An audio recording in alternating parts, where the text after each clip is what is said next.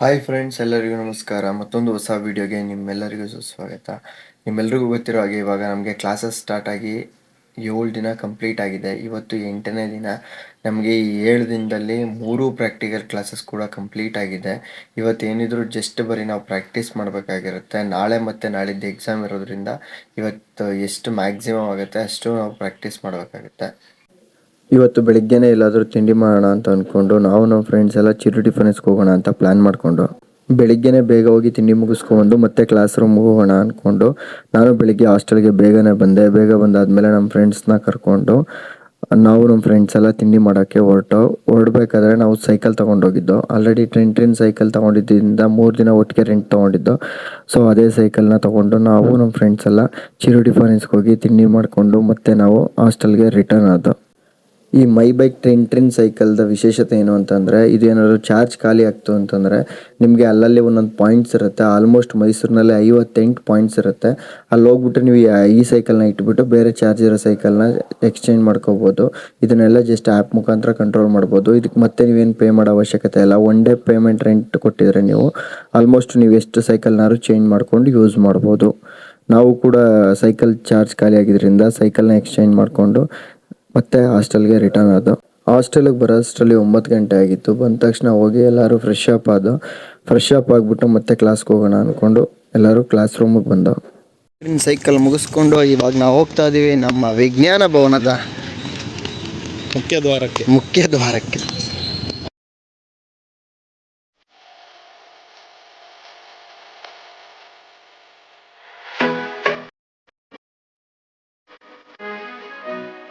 ಇವತ್ತು last day ಆಗಿದ್ದರಿಂದ ನಮಗಿಂತ ಮುಂಚೆನೇ ತುಂಬ ಸ್ಟೂಡೆಂಟ್ಸ್ ಹೋಗಿ ಕ್ಲಾಸ್ ರೂಮ್ನಲ್ಲಿ ಪ್ರಾಕ್ಟೀಸ್ ಮಾಡ್ತಾಯಿದ್ರು. ನಾವು ಕೂಡ ಕ್ಲಾಸ್ ರೂಮ್ಗೆ ಹೋಗಿ ಇವತ್ತು ಫಸ್ಟ್ ಹಾಫಲ್ಲಿ 2 ಪ್ರಾಕ್ಟಿಕಲ್ನ ಪ್ರಾಕ್ಟೀಸ್ ಮಾಡೋಣ, ಮತ್ತು ಸೆಕೆಂಡ್ ಹಾಫಲ್ಲಿ ಇನ್ನೊಂದು ಪ್ರಾಕ್ಟಿಕಲ್ನ ಪ್ರಾಕ್ಟೀಸ್ ಮಾಡೋಣ ಅಂದ್ಕೊಂಡು ಹೋದೋ.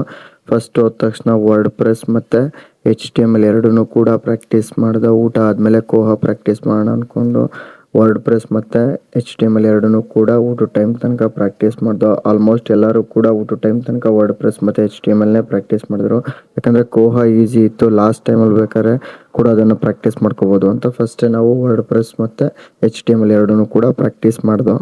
ಈ 2 ಪ್ರಾಕ್ಟಿಕಲ್ನು ಪ್ರಾಕ್ಟೀಸ್ ಮಾಡೋ ಅಷ್ಟರಲ್ಲಿ ಆಲ್ಮೋಸ್ಟ್ ಒಂದು 2 ಗಂಟೆ ಆಗಿತ್ತು. ಇನ್ನೇನು ಲಂಚ್ ಟೈಮ್ ಆಗಿದೆಯಲ್ಲ, ಊಟ ಮಾಡ್ಕೊಬಂದು ಮತ್ತೆ ಪ್ರಾಕ್ಟೀಸ್ ಮಾಡೋಣ ಅಂತ ಎಲ್ಲರೂ ಕೂಡ ಪಡುವಾರಳ್ಳಿಗೆ ಊಟಕ್ಕೆ ಹೋದೋ. ಪಡುವಾರಳ್ಳಿನಲ್ಲಿ ಊಟಕ್ಕೆ ಹೋಗಿ ಊಟ ಮಾಡಿಕೊಂಡು ಮತ್ತೆ ಕ್ಲಾಸ್ ರೂಮ್ಗೆ ಹೋಗೋಣ ಅಂತ ಕ್ಲಾಸ್ ರೂಮಿಗೆ ಬಂದೋ. ಇದ್ರ ಜೊತೆ ನಮಗೆ ಪ್ರಾಕ್ಟಿಕಲ್ದು ಅಸೈನ್ಮೆಂಟ್ ಇತ್ತು. ಅಸೈನ್ಮೆಂಟ್ ಕೂಡ ಬರೆದಿರಲಿಲ್ಲ. ಒಂದಿಬ್ಬರು ನಾನು ಆಲ್ರೆಡಿ ಪ್ರಾಕ್ಟೀಸ್ ಮಾಡಿದ್ದೀನಿ ಸಾಕು, ನಾನು ಅಸೈನ್ಮೆಂಟ್ ಬರೀತೀನಿ ಅಂತ ಅಸೈನ್ಮೆಂಟ್ ಬರೆಯೋಕೆ ಹೋದರು. ನಾವು ಮಿಕ್ತವರೆಲ್ಲ ಇನ್ನು ಕ್ಲಾಸ್ ರೂಮ್ಗೆ ಹೋಗಿ ನಮ್ಮದು ಅಸೈನ್ಮೆಂಟ್ ಬರೆದಾಗಿತ್ತು. ಕ್ಲಾಸ್ ರೂಮ್ಗೆ ಹೋಗಿ ಪ್ರಾಕ್ಟೀಸ್ ಮಾಡೋಣ ಅಂತ ಕ್ಲಾಸ್ ರೂಮಿಗೆ ಬಂದೋ. ಊಟ ಮುಗಿಸ್ಕೊಬಂದು ಕೋಹ ಪ್ರಾಕ್ಟೀಸ್ ಮಾಡಿದೋ. ಕೋಹ ಪ್ರಾಕ್ಟೀಸ್ ಕಂಪ್ಲೀಟ್ ಆದಮೇಲೆ ನಾಳೆನೇ ಎಕ್ಸಾಮ್ ಇದ್ದಿದ್ದು. ಎಕ್ಸಾಮ್ ಆದಮೇಲೆ ನಮ್ಮದು ಗೆಟ್ ಟುಗೆದರ್ ಫಂಕ್ಷನ್ ಇತ್ತು. ಸೊ ಫಂಕ್ಷನ್ಗೆ ಸ್ವಲ್ಪ ಪ್ರಿಪ್ರೇಷನ್ ಮಾಡ್ಕೊಳ್ಳೋಣ ಅಂದ್ಬಿಟ್ಟು ನಾವು ಪಡುವಾರಳ್ಳಿಗೆ ಹೋಗಿ ಸ್ವಲ್ಪ ಸ್ವೀಟ್ಸ್ ಎಲ್ಲ ಆರ್ಡ್ರ್ ಮಾಡಿ ಅದಾದಮೇಲೆ ಸ್ವಪ್ನ ಬುಕ್ ಹೌಸಿಗೆ ಬಂದೆ. ಸ್ವಪ್ನ ಬುಕ್ ಹೌಸಲ್ಲಿ ಏನಾದರೂ ಗಿಫ್ಟ್ ತೊಗೊಳ್ಳೋಣ ಅಂತ ಪ್ಲ್ಯಾನ್ ಆಗಿತ್ತು. ಆಲ್ರೆಡಿ UGC ನೆಟ್ ಬುಕ್ ತೊಗೊಳ್ಳೋಣ ಅಂದ್ಕೊಂಡು ಬಂದು ಸ್ವಪ್ನ ಬುಕ್ ಹೌಸ್ನಲ್ಲಿ ಗಿಫ್ಟ್ ತೊಗೊಂಡೆ. ನಾಳೆ ಎಕ್ಸಾಮ್ಗೆ ಮತ್ತು ಎಕ್ಸಾಮ್ ಮುಗಿದ್ಮೇಲೆ ಗೆಟ್ ಟುಗೆದರ್ ಫಂಕ್ಷನ್ಗೆ ಎಲ್ಲ ಕೂಡ ಪ್ರಿಪೇರ್ ಆಗೋ ಅಷ್ಟರಲ್ಲಿ ಆಲ್ಮೋಸ್ಟ್ ನನಗೆ ಒಂದು 9:30 ಆಗಿತ್ತು. ಅದಾದಮೇಲೆ ಎಲ್ಲ ಗಿಫ್ಟ್ ತೊಗೊಂಡು ಮತ್ತೆ ನಾನು ಮನೆಗೆ ಹೋದೆ. ಇವತ್ತಿಗೆ ಈ ಡೇ 8ನ ವಿಡಿಯೋ ಕಂಪ್ಲೀಟ್ ಆಗ್ತದೆ. ಮತ್ತೊಂದು ಹೊಸ ವಿಡಿಯೋ ಜೊತೆ ಸಿಗೋಣ. ಅಲ್ಲಿವರೆಗೂ ಎಲ್ರಿಗೂ ಟಾಟಾ, ಬಾಯ್ ಬಾಯ್, ಥ್ಯಾಂಕ್ ಯು.